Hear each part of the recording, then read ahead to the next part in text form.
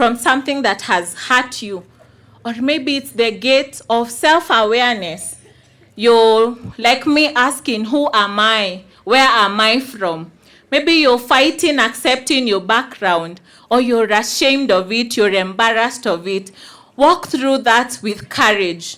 Sit down and face yourself, accept where you come from, and then determine a path that will give your children a different path from what you had. For others, it is the gate to discovering who God created you to be. Walk through it with confidence. Our God has endowed each one of us with gifts and talents and brilliance that we can't explain. Don't stand at the gate wishing your life were different. Prepare yourself, trust God, and when the gate opens, walk through it. Allow me to implore as many of you to consider STEM careers. And these are careers in science, technology, engineering, and mathematics. Sometimes, society quietly tells girls these careers are difficult. Those are men's careers. Choose something easier. Don't believe those voices. I stand here as a proof that women belong in science. When I chose to study industrial chemistry, not everyone understood what it was.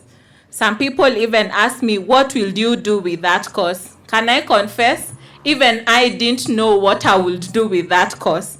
But today, that decision has allowed me to build a fulfilling career in manufacturing, quality systems, and continuous improvement. Science is not just about laboratories. Science solves problems. Engineers build nations. Technologists are shaping the future. Environmental scientists are protecting our world. Healthcare professionals are saving our lives. The world needs more women solving our problems.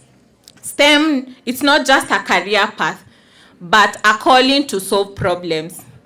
My career illustrates this beautifully. Studying industrial chemistry didn't simply earn me a degree. I use that knowledge every day to improve systems, to ensure quality, to protect consumers, and to lead people.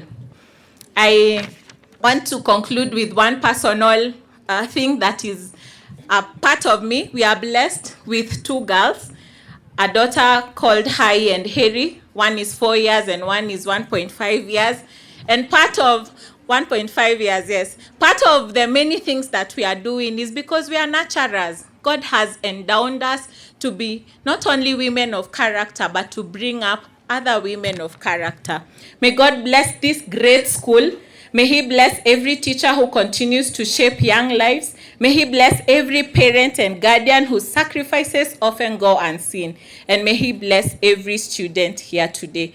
Thank you, and God bless you. Thank you, everyone. Thank you for the very kind introduction.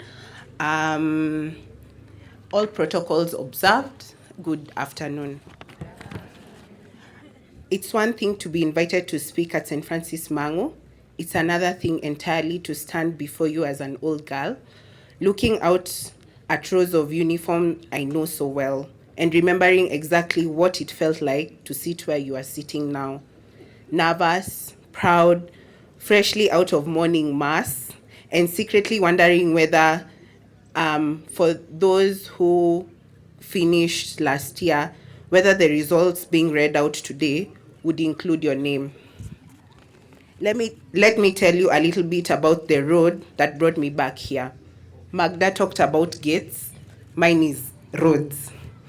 I left these gates in Gatondo with a dream of becoming a doctor. I remember exactly where I was sitting in this very field when I said it to myself and also said it to a teacher in 2010, half expecting not to be told, yes, you can do it, or no, maybe you need to think about other careers. That simple sentence carried me further than she probably knew. The dream that took me through years of chemistry practicals, biology practicals, that never seemed to balance, dissections that I was secretly terrified of, and more all-nighters than I cared to admit into the medical school, then into demanding and humbling world of orthopedic surgery. a field where, quite literally, I put broken bones back together for a living. I will tell you plainly, it's not a straight road. There were cuts I had to prepare for, where I skipped family events, I skipped hanging out with my friends, I had to sacrifice my free time so that I would be able to make it. There were nights in medical school when I cried over textbooks and wondered if I had chosen a path too heavy for me. There was a season in my surgical training, the only woman in theater, full of men twice my age, when I had to prove again and again that I belonged in that room. I share this because prize-giving days can sometimes make success look like a straight line. It rarely is. It is closer to a St. Francis Mang'u hockey match, full of setbacks, fouls, and mud, with the win only coming at the very end. Today, I'm 32 years old. I'm a practicing orthopedic surgeon. I'm married, I'm raising 2 children under 5, and I stand here expecting my 3rd child. I tell you this not to impress you, but because I want you to see something clearly.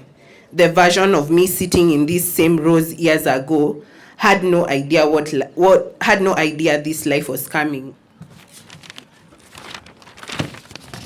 I didn't have it all figured out. I was in many ways exactly like you, a young girl trying to survive the pressure of this school, trying to figure out who she was, and trying to stay afloat in a system that demanded excellence every single day. Clock it. So today, I don't want to talk to you only about academic excellence. This school has never had a shortage of brilliant, capable young women. You prove that every single year across the country in the results that come out of this compound.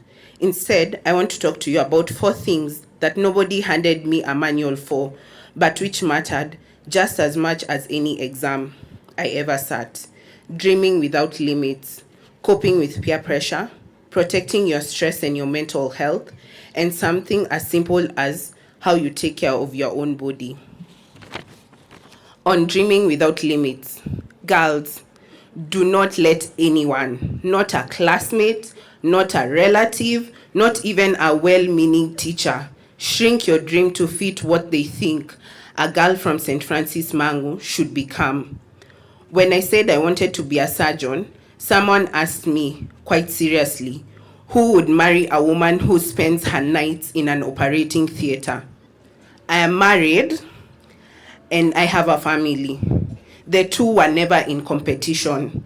Don't let anyone convince you that ambition and family are opposites for a woman. They are not. They simply require you to be organized, supported, and stubborn in equal measure. Some of you love mathematics, some of you love literature. Some of you are secretly building something on a school computer that your teacher doesn't know about yet. Whatever it is, chase it with everything you have.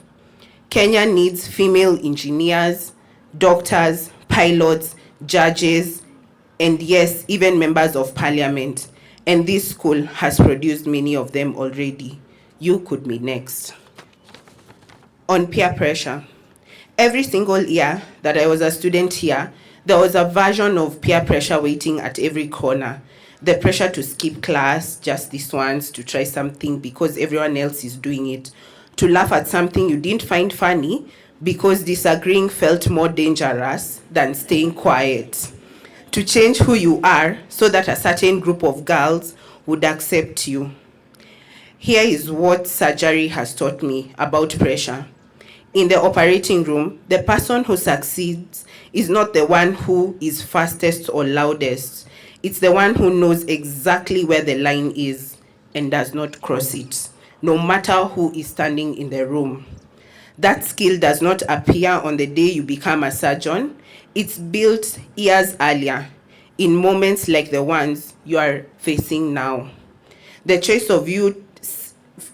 of who you sit with at the dining hall when you say what you say when a friend pushes you towards something you know is wrong, whether you have the courage to walk away from a group that makes you feel small in order for them to feel big themselves. I want you to understand something clearly. True friends do not need you to prove yourself through risk. The friend worth keeping is the one who respects your no the first time you say it. Saying no to peer pressure is not weakness. It is the quiet, steady courage the school has always tried to build in its girls. In every field I have worked in, medicine, surgery, motherhood, the women I respect most are the ones who could stand alone when it mattered. All I can say, some of you are out here practicing mores, trying to convince your friends to sneak snacks past the matron than you are practicing your mathematics. Redirect that energy. If you can negotiate your way past a matron holding a torch at 9 p.m., most of you don't understand. We used to stay on the other side, so we used to do something called crossing. You guys are very lucky that you have your dorms here, as we used to cross. Oh, you cross. Okay. So you understand the negotiations. Anyway, if you can negotiate that, you can absolutely negotiate your way through a university scholarship interview. It's the same skill, but better use. Peer pressure does not end at the school gate, by the way. It simply changes clothes. It becomes the pressure to post a certain kind of photo, to own a certain kind of phone, to keep up a lifestyle you are watching on a screen that is often more filtered than real. The habit of saying, "This is not for me," that you build here in Form 2 in this very field is the very same muscle you need at 25, at 30, at 40, at even 50, and yes, even when you have life going on. On stress, anxiety, and protecting your mind. I'll be honest with you, because pretending otherwise would dishonor this ground. Medicine did not remove stress from my life. Some days it multiplied it. There has been long calls in theater, sleepless nights with a newborn, and the quiet exhaustion of trying to be excellent at my job, while also being present for my family. Anxiety is not something that disappears once you leave Centef and make it. It follows you in different shapes for the rest of your life. What changes is not whether you feel it, it is what you do with it. Some of you carry weights that no one in this field can see. The pressure to perform academically, the fear of disappointing a parent who sacrificed to bring you here, the ache of comparing yourself to the girl who always seems to be the top of the class. I want to say this plainly. As a doctor, as a surgeon, as a woman, stress that is not spoken about does not disappear. It grows heavier in silence. I know some of you cope by telling yourselves you'll manifest an A in physics without opening a textbook. I respect the confidence, truly. But that, my dears, is what we say is delulu. Manifestation pairs beautifully with revision. It does not replace it. Let me give you something practical. When stress builds in your body is often trying to tell you before your mind admits it. A racing heart before an exam, trouble sleeping, a stomach that will not settle, tears that come without warning. These are not signs of weakness. They are signals.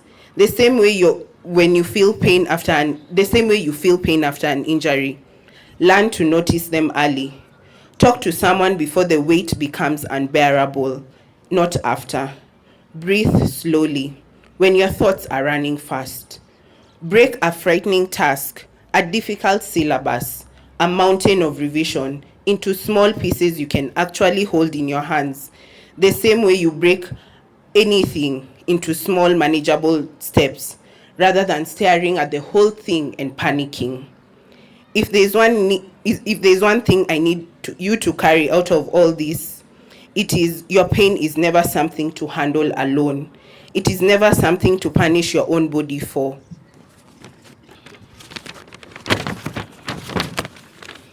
If a day ever comes when the weight feels unbearable, when your mind tells you that hurting yourself will bring relief, that is not the truth.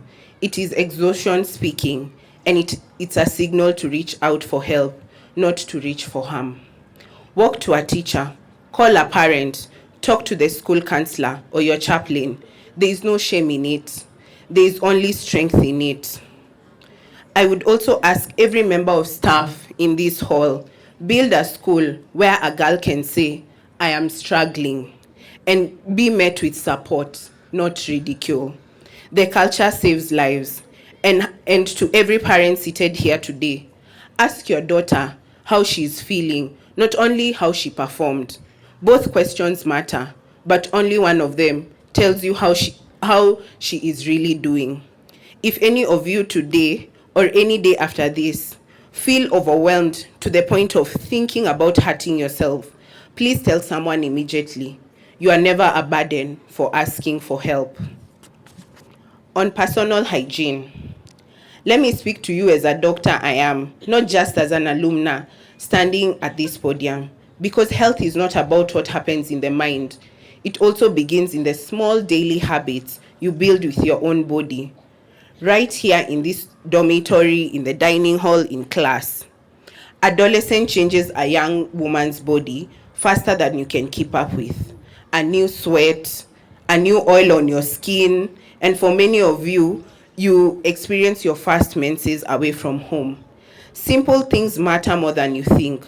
Washing daily, changing into clean clothes, brushing your teeth every morning and night, and keeping your nails short and clean, washing your hands before every meal and after using the toilet, and changing your sanitary towels regularly, and being very hygienic during your period. Please don't be ashamed to ask a matron, a teacher, or a trusted friend for help or supplies if you ever need them. This is health, not embarrassment, and every girl in this place has walked the same path as you. A quick word to whoever is spraying an entire bottle of body spray as a substitute for a shower. Tunakujua. Deodorant is not a support actor. It's not the main character. Water and soap remain undefeated. In many years, I have seen how something as ordinary as an unwashed cut or anything would turn into an infection. The same principle guides me in my daily life. Small, consistent discipline prevents large, painful consequences. I will also add something we rarely get invited to say at school functions. Sleep and water are not optional extras. A body that is starved of rest cannot concentrate, cannot fight off illnesses, and certainly cannot perform well in an exam room. I know the temptation to read under a torch at midnight is strong, Form 4s, especially close to the exam, but a well-rested mind will always outperform an exhausted one. Drink your water. Eat your meals properly, even the ones you complain about in the dining hall. Sleep your hours where the timetable allows. This too is discipline, and this is how you protect the same brain you are working so hard to fill with knowledge. Beyond avoiding illness, how you care for your body is how you tell yourself quietly and daily that you matter. That is not vanity, that is self-respect. And it is also good stewardship of the body God has given you. In closing, to every girl receiving a prize today, congratulations. You have earned it, and your families are very proud of you. Wear that achievement with humility and let it push you further, rather than letting it become the ceiling of what you believe you can do. To every girl who did not hear her name called today, I want you to know that I sat in seats like yours more than once, without a prize in my hand, wondering whether I was good enough. I'm standing here today as a surgeon. Your story is still being written, and one exam, one term, one disappointment doesn't determine how it ends. Take care of your body, take care of your mind. Choose your friends with wisdom, not fear. Dream a size too big for your current circumstances, and then work daily to grow into it. Hold on to your faith. It has carried generations of St. Francis Mangu girls before you, and it will carry you too. And when the weight of this school or life feels too heavy, speak. Someone here wants to help carry it with you. Somewhere out there, years from now, one of you will be standing at this very spot, exactly like this one, telling a new generation of St. Francis girls about the road that brought you back home. I hope when that day comes, you will be able to say that this school taught you not only how to pass exams, but how to protect your peace, guard your body, choose your own path, and courage. St.